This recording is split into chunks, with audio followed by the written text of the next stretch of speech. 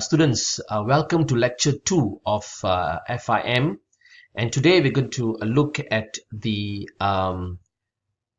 primary function of money, right? Primary function of money, and please take note the three functions of money, which is the medium of exchange, the unit of account, and the store of value. You are required to explain what is meant by medium of exchange, unit of account, and store of value.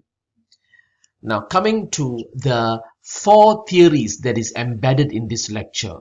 These theories are important, and the four theories are Fisher's theory, right?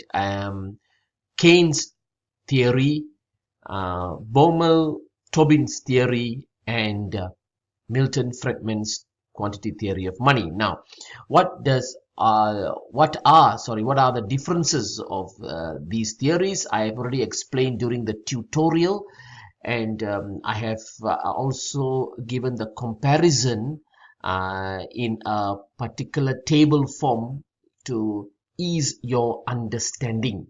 Now, basically, Fisher's theory talks about the supply of money times velocity is equals to inflation, or the price times the aggregate output, and he mentions that the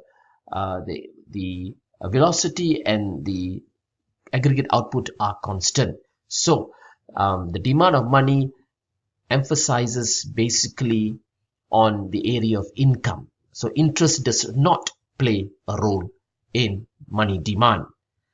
And however, Keynes comes into the picture to say that interest rate does play a role. And on top of that, he says that the particular motive of individuals are the particular three motives that you see here: transaction motive, precautionary motive, and speculative motive. And he also says that the velocity is only a behavior and it's not constant. It is not constant and it's only a behavior. That in other words, it does change. There is a fluctuation in velocity. And Baumol-Tobin mentions about the area of opportunity cost. And because it is opportunity cost, therefore the interest increases and the opportunity cost also increases. Hence, the money demand is negatively related to interest.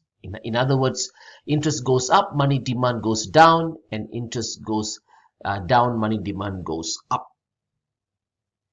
And then we come to Friedman's modern quantity theory of money in the 1950s. What does he say? He says that the demand for money has 5 factors that influences it.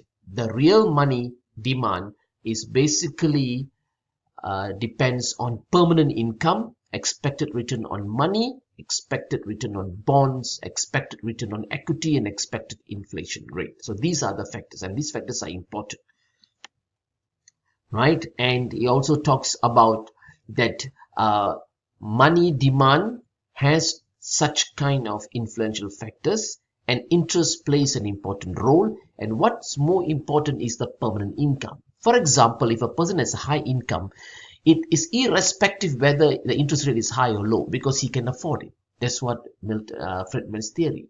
So therefore, permanent income supersedes everything else. And there is velocity. Velocity is not constant. Aggregate output is not constant as well. It is not constant as well.